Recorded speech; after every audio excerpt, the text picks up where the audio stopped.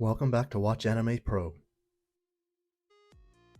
This story follows a jobless and reclusive man in his mid-30s who gets hit by a truck while trying to save some high schoolers. He dies in the hospital, but gets reincarnated into another world as a newborn baby, with all his memories and perviness intact. He is given the name Rudius and learns to explore the world around him as he grows up.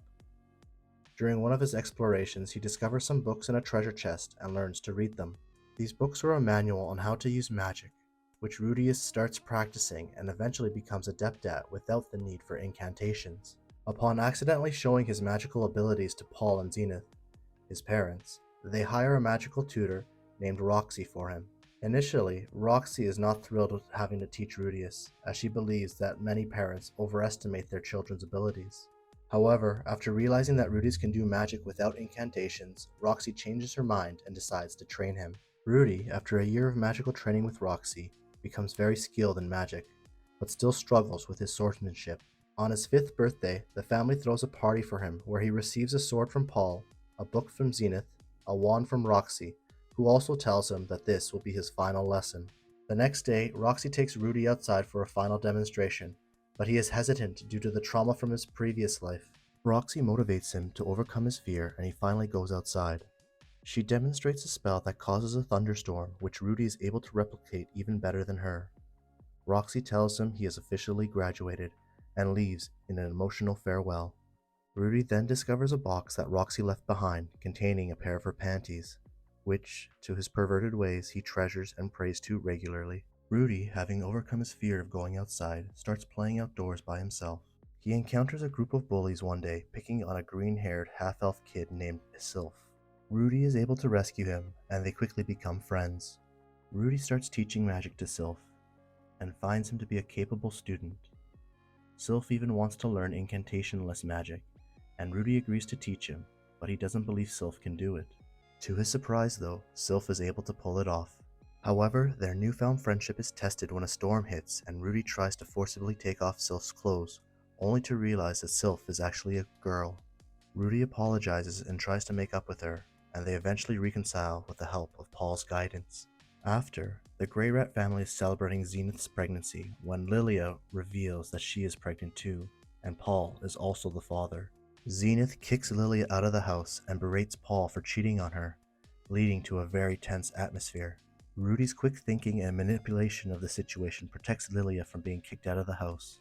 While Paul was blamed for all that transpired, it is revealed that Lilia had actually seduced Paul.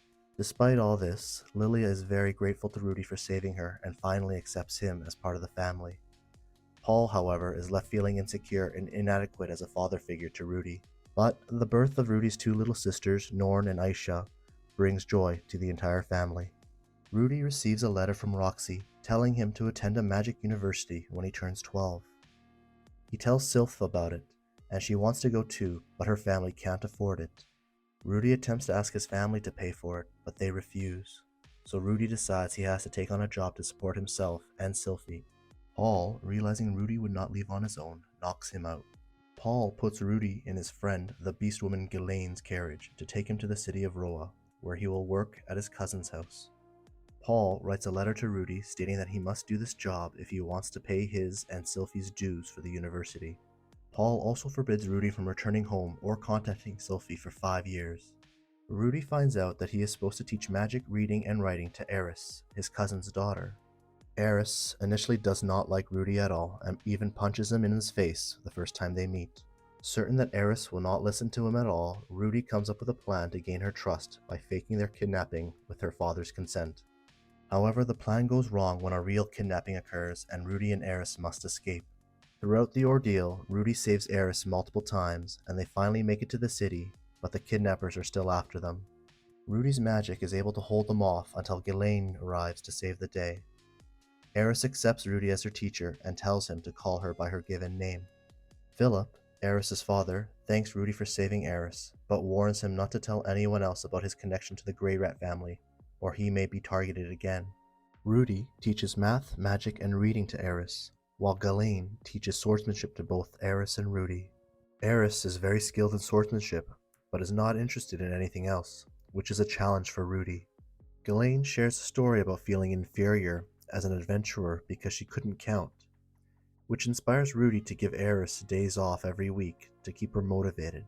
During one of their days off, Rudy, Eris, and Ghislaine visit the market, where Rudy shows his perverted tendencies by being interested in an aphrodisiac. Eris tries to buy it for him, but Rudy refuses and tells her that he'll only accept a gift if she buys it with her own allowance. This prompts Eris to ask what an allowance is, and later asks Philip for it, which he agrees to. Eris then buys the vial for Rudy as a gift, but he is too flustered because he can't tell her what exactly it is. As Eris' 10th birthday approaches, Rudy is tasked with teaching her how to dance for the grand party that will be held in her honor.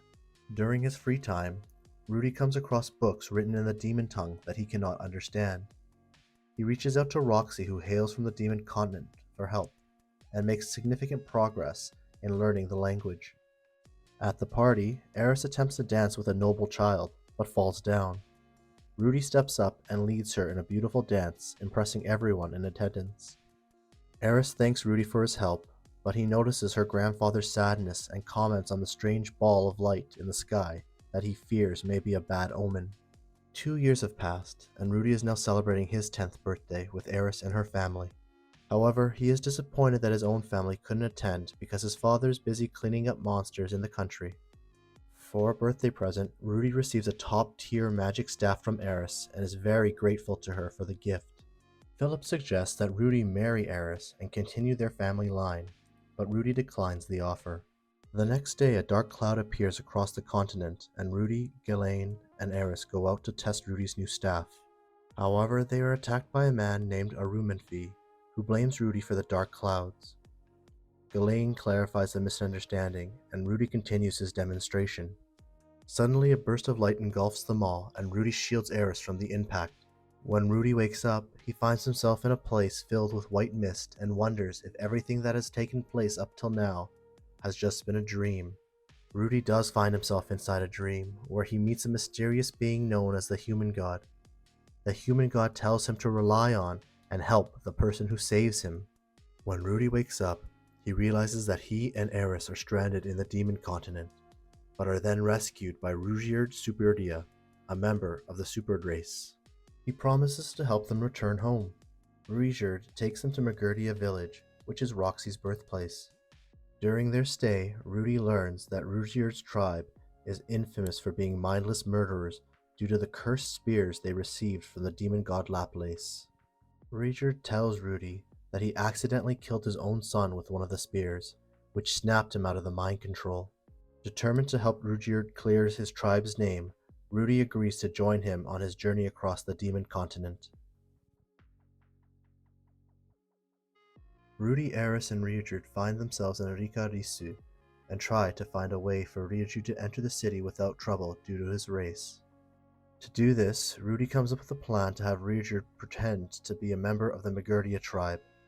The trio becomes a group of adventurers called Dead End, but their novice status means that they cannot take high-paying quests. They receive a quest to find a lost pet, which leads them to a group of adventurers who kidnap pets to get the bounty for finding them. After defeating the kidnappers, Rudyard kills one of them instantly in retaliation for hitting Rudy. Rudy then forbids Rudyard from killing again, and instead coerces the kidnappers into taking higher-ranking jobs for their own party to improve their reputation. After the Mana Surge incident, Paul's family members go missing, and he asks for search parties to find them. Meanwhile, Rudy and his party go on a quest to find a mysterious monster in the forest, but encounter 2 other parties also looking for it. One of the parties is ambushed, and one adventurer is killed, but Rudy chooses to wait before engaging the monster, resulting in the other party also being killed.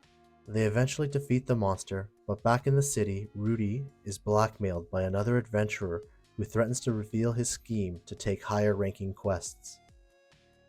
Rudyard, moved by Rudy's resolve to protect Eris, drops his disguise and threatens the blackmailer, leading to their departure from the city. Thanks very much for watching our video. If you've enjoyed the content, please like and subscribe to keep updated. We post 2 to 3 times a week. We are also always looking for recommendations for animes to recap, so please feel free to comment below. Thanks again, and see you next time.